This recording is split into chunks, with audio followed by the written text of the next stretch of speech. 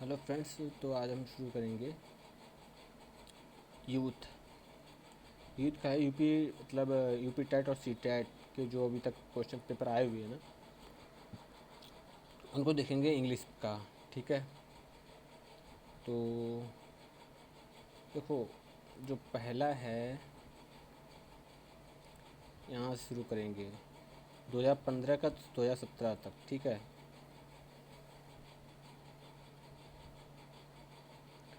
1 से 5 यानी कि ये प्राइमरी लेवल का है जो 2017 में आया था पेपर। ठीक है, वो वाला देखेंगे। विच of the following is a correct expression, यानी कि कौन सा है जो करेक्ट एक्सप्रेशन देता है। As cheerful as lark, as busy as bat, as cunning as dog, as happy as. देखो ये सब हैं। अब इनमें देखो, यहाँ पर होता है एज कनिंग एज फॉक्स, तो ये वाला सही था। लेकिन डॉग है तो डॉग चालाक नहीं होता। As happy as a donkey. ठीक है, और as busy as a bat, ये भी सही नहीं। एज चीयरफुल एज लर्क, ये वाला सही है। देखते हैं एक्सप्लेनेशन। तो दिए गए चार विकल्पों में से केवल विकल्प एक एज चीयरफुल एज लार्क सही है। एक सिंबली फिगर है ऑफ स्पीच का उदाहरण है जिसका अर्थ होता है अत्यधिक खुश होना। ठीक है, इसका मतलब होता है अत्यधिक खुश होना। नेक्स्ट देखते हैं the sentence this is the house in which I was born. मतलब ये वो घर है जहाँ मेरा जन्म हुआ है। तो ये सिंपल सेंटेंस तो है नहीं। अगर सिर्फ दिस इज़ द हाउस होता तो सिंपल होता। ये आई वाज बॉर्न तो सिंपल होता। कंपाउंड भी नहीं है। ठीक है, कॉम्प्लेक्स सेंटेंस है ये। तो this is the house which I born एक कॉम्प्लेक्स सेंटेंस है। कॉम्प्लेक्स सेंटेंस ऐसे सेंटेंस होते हैं जिनमें कम से कम एक क्लाउज हो। ठीक है, इस वाक्य में इन विच आई वाज बॉर्न एक एडजेक्टिव क्लाउज है। ठीक है, इन विच आई वाज बॉर्न। उसका नेक्स्ट देखते हैं। विच of the following words is a preposition. Which of the following words is a preposition. तो बियॉन्ड, एंड, एट और नाउ, इनमें से कौन सा है जो प्रपोजिशन है। प्री मतलब पोजिशन, देखो प्रीपोजिशन मतलब जो पहले आए। ठीक है, तो बियॉन्ड, एंड, एट, नाउ। तो देखो इसमें बियॉन्ड है एक प्रपोजिशन। इन चार शब्दों में बियॉन्ड के परे प्रपोजिशन है। ठीक है, which of the following word is an adverb. Adverb छांटेंगे। अपैक, फेस, मीक और फ्यूरी। ठीक है, तो इसमें अपैक एडवर्ब है। तो अपैक मतलब होता है तेज़ी से। ठीक है, और फेस मतलब होता है नाउन, चेहरा। फेस का सामना भी करना होता है, ये वर्ब है। ठीक है, फेस के दो मीनिंग हैं। एक अगर नाउन की कंडीशन में आता है तो उसका मतलब चेहरा है, और अगर वर्ब की आता है तो सामना करना है। मीक मीन्स होता है शांत या विनम्र, ये एडजेक्टिव है। फ्यूरी होता है अत्यधिक गुस्सा। ठीक है, join of the following sentence to make a simple sentence. The coffee is not too strong, I would not keep us awake. ठीक है, तो इसको एक सिंपल सेंटेंस बनाना है। The coffee is not too strong, I would not keep us awake. देखो, तो the coffee is not too strong to keep us awake, यही सही है। ठीक है, देखो सिंपल सेंटेंस ऐसे सेंटेंस होते हैं जिसमें केवल और केवल एक फाइनाइट वर्ब होती है, और ऐसा केवल विकल्प एक में दिया गया है। देखो, my son and my daughter are very fond of. देखो, my son and my daughter, ठीक है, are very fond of herself, each other, themselves या हिम सेल्फ। तो है ईच अदर। हर सेल्फ होगा नहीं क्योंकि बात दो लोगों की है। ठीक है, तो ईच अदर होगा। फॉन्ड ऑफ ईच अदर यानी एक दूसरे से। तो ईच अदर का प्रयोग रिश्ते स्थान पर किया जाएगा। My son and my daughter are very fond of each other, मेरा पुत्र पुत्री एक दूसरे से बहुत अधिक पसंद करते हैं। जब दो लोगों की बात की जाए तो वहाँ ईच अदर का प्रयोग होता है। Give one word of one who hates mankind, यानी कि जो वो पर्सन जो मैनकाइंड को पसंद नहीं करता है। तो नाजिस्ट नहीं होगा, फेसिस्ट नहीं होगा, मिसनथ्रॉप ये ही होगा। सैडिस्ट भी नहीं होगा। ठीक है, मिसनथ्रॉप होगा, यानी कि वह पर्सन जो दया को पसंद नहीं करता है लोगों की। Transformation of the following sentence into a sample sentence ending with book. Give me a book, give the book, please transfer the book, can you give the book. तो गिव मी द बुक, ठीक है। ऐसे sentence जिस जो book के साथ end हो। Give me book, give me the book, give me the book. देखते हैं।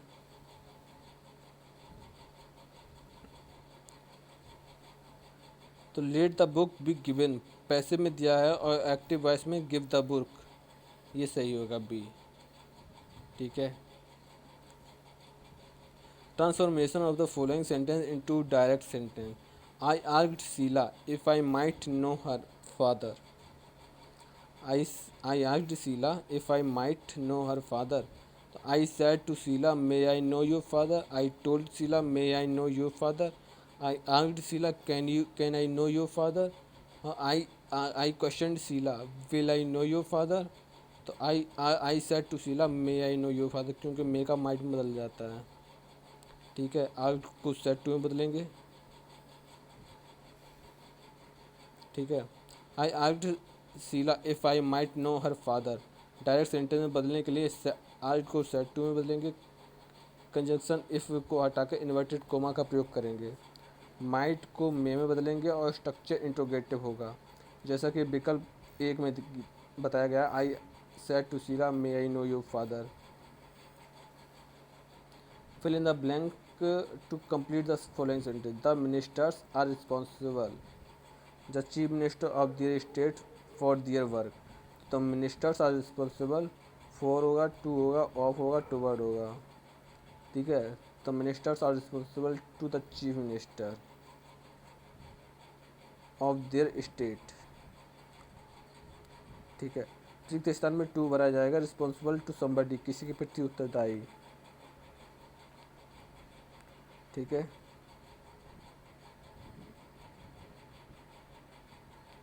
रिस्पॉन्सिबल टू समबडी यानी समबडी है चीफ मिनिस्टर, ठीक है। रिस्पॉन्सिबल के बाद जब किसी और कोई पर्सन आता है ना, यानी समबडी, तो वहाँ पर टू लगता है।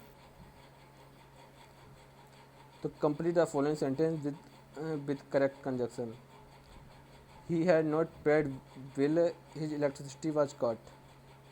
अनलेस या एज, तो यहाँ पर होगा एज, बट का प्रयोग होगा नहीं, आइदर का भी प्रयोग होगा नहीं। अनलेस और एज का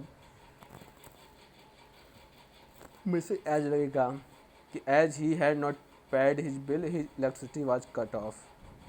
तृतीय स्थान में कंजक्शन एज का प्रयोग किया गया है। As he had not paid his bill, his electricity was cut off, क्योंकि उसने अपना बिल भुगतान नहीं किया था, इसलिए उसकी बिजली काट दी गई।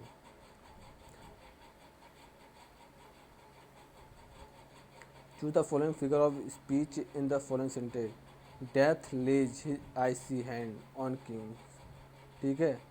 तो इसमें होगा डेथ को पर्सोनिफिकेशन, यानी बड़ा चढ़ा के बता दिया गया है, तो है पर्सोनिफिकेशन, मानिग्रेट कर दिया गया है।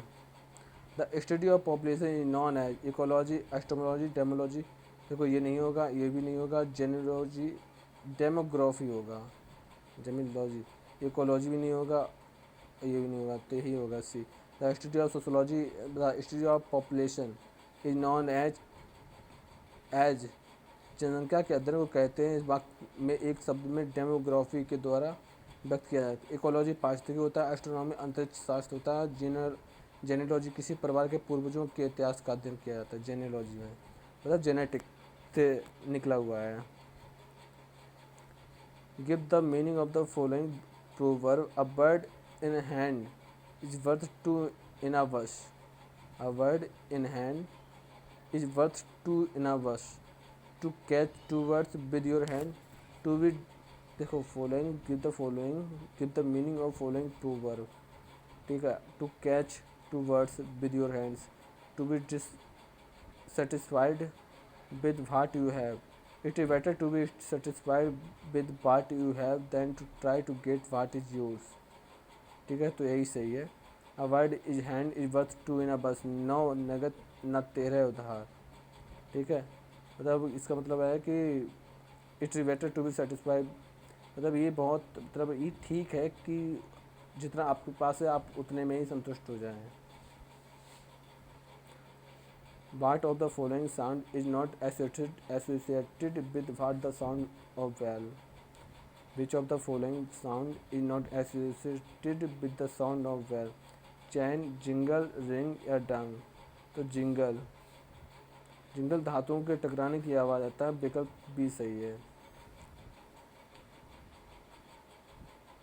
Fill of the fill in the blank with the correct preposition. Are you sorry what you have done? Are you sorry what you have done? Are you sorry with what you have done? Are you sorry for what you have done? Why तो नहीं आएगा, over भी नहीं आएगा। Are you sorry what you have done? Are you sorry तो होगा B. are you sorry for what you have done? तो are you sorry for what you have done, sorry for something के लिए for आता है, sorry for something, यानी कि ठीक है। ये कुछ चीज़ें हैं आपको ध्यान में रखनी होगी, ठीक है। एक ये है, एक पहले वाला है। Pick up the correct synonym of the following word. Attenuate, repent, force, divide और मैक्थिन, तो मैक्थिन होगा। किसी को हल्का, इसका मतलब होता है किसी को हल्का या कमज़ोर मानना, और मैक्थिन होता है पतला बनाना, अतः एटीन्यूट का सिनोनिम में थिन होगा, repent. Pick out the compound sentence, ठीक है। कंपाउंड सेंटेंस को ढूंढना है। To add to their travel with the servant ran away, having no money with me I could not give the beggar anything, I loved him because he was my friend, the servant ran away and added to dear travel. तो इसमें compound sentence है I loved him और he was my friend में because लगा है, तो compound sentence है। एक कंपाउंड सेंटेंस है, कंपाउंड सेंटेंस ऐसे सेंटेंस होते हैं जिसमें दो इंडिपेंडेंट क्लाउज होते हैं। देखो आई लव्ड हिम ये अलग क्लाउज है और ही वाज माई फ्रेंड ये अलग क्लाउज है, और इसको बिकॉज से जोड़ा जा रहा है, यानी एक ये ठीक है इंडिपेंडेंट है और दूसरा ये अपना आप में ही अपना अलग अलग अर्थ रखते हैं, ठीक है। नेक्स्ट देखते हैं। Select the most appropriate preposition to complete the following sentence. Why are you always so suspicious to me, या विद मी, या ऑफ मी, या for me. Select the most appropriate preposition to complete the following sentence. Why are you always so suspicious. देखो preposition of का प्रयोग किया जाएगा, suspicious of somebody, of something, किसी व्यक्ति वस्तु के प्रति संदेह करना, देखो सस्पिशियस ऑफ लगता है, ठीक है। एक ये भी ध्यान में रखना होगा, ये नंबर 3 डाल लो जो आपको नोट करने हैं। Choose the correct alternative to complete the following sentence. The headmaster to speak to you, the headmaster wants to speak to you, the headmaster is wanting to speak to you, was wanting, the headmaster wants to speak to you, ठीक है। wants, the headmaster wants to speak to you, headmaster आपसे बात करना चाहता है। उसके बाद देखते हैं ये, read the given passage carefully and answer the question number 29 to 25 that follow by the selecting the most appropriate option. Antarctica is an icy continent in the South Pole. It is covered by permanently frozen ground, is surrounded by water and is about 1.5 times longer desert in Antarctica. 98% land is covered with the continental ice sheet. अरे एक knock है, 4 number एक knock है, U1 HP।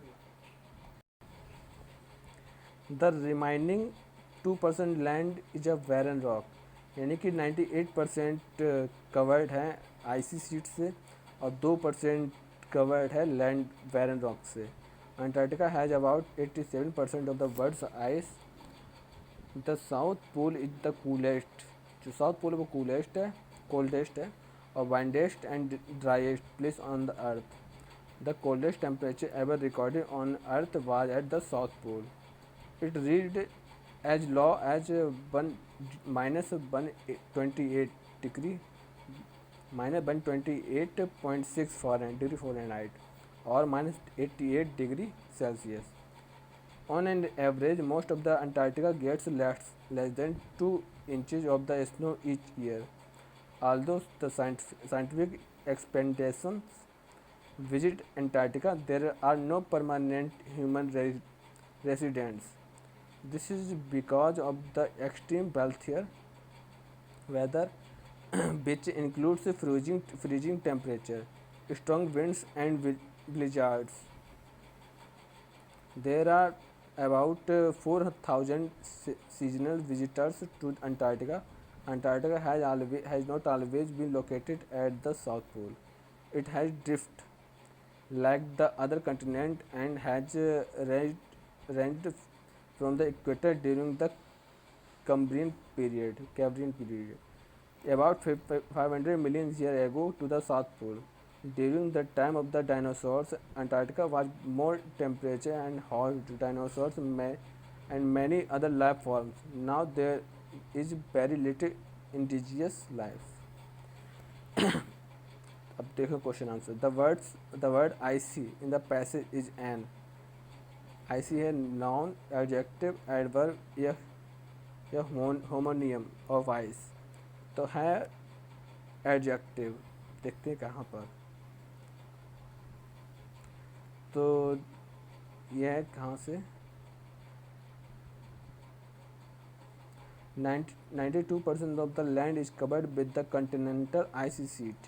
यानी कि seat की विशेषता बता रहा है कि जो सीट है ना वो आइसी है, यानी कि एडजेक्टिव है. द पैसेज में आइसी बर्फीला एक एडजेक्टिव है जो कंटिनेंट की संख्या की विशेषता बताता है. The word desert in the passage is. ठीक है, नाउन है, प्रोनाउन है, वर्ब है, वर्बल है. तो नाउन है desert. The word windiest in the passage is a second form of verb, superlative of the verb, superlative of the adverb, superlative. तो superlative of the adjective, from of adjective. ये दर्शाता है वाइंडेस्ट adjective की superlative form को. Has Antarctica always been fixed in the South Pole? No. Has Antarctica always fixed in the South Pole? क्या Antarctica सदा south pole पर स्थित रहा है? नहीं, यह बाद में साउथ पोल पर शिफ्ट हुआ है. ठीक है. Who are the earliest known inhabitants of Antarctica? Antarctica scientist, Indian scientist, dinosaurs. It is always been a desert. तो ये डायनासोर टाइम के है. ठीक है. सबसे पहले प्राणी थे डायनासोर में रहने वाले. अंटार्कटिका में रहने वाले सबसे प्रथम प्राणी थे dinosaur. Read the given passage carefully and answer the question 26 to 30 that follow by the selecting of the most appropriate option.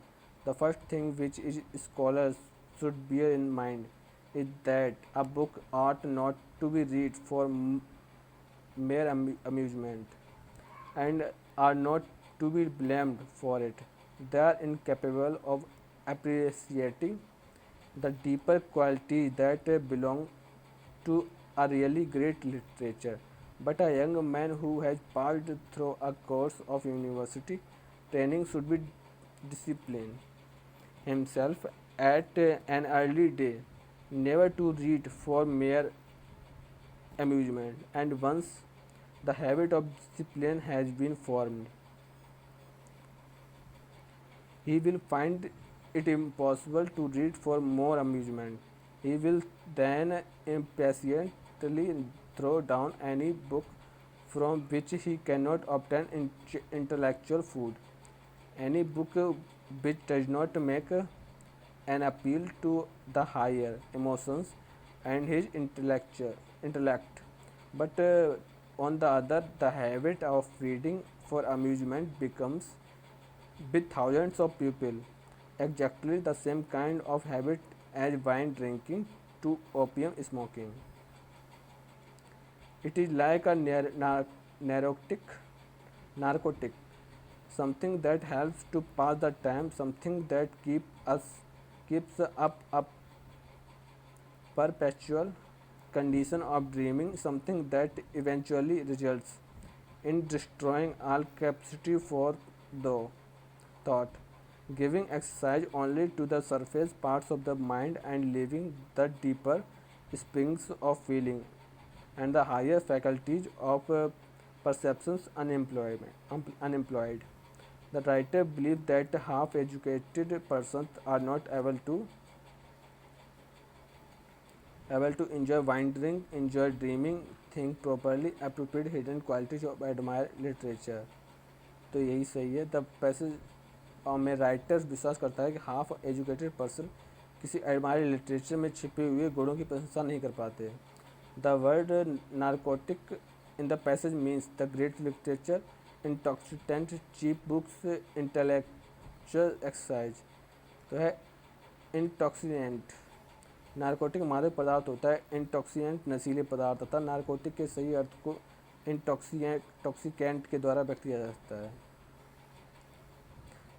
The phrase higher faculties in the passage means different departments in the university, different ways of enjoying things, mental powers of the higher order of understanding great literature. तो यही सही है.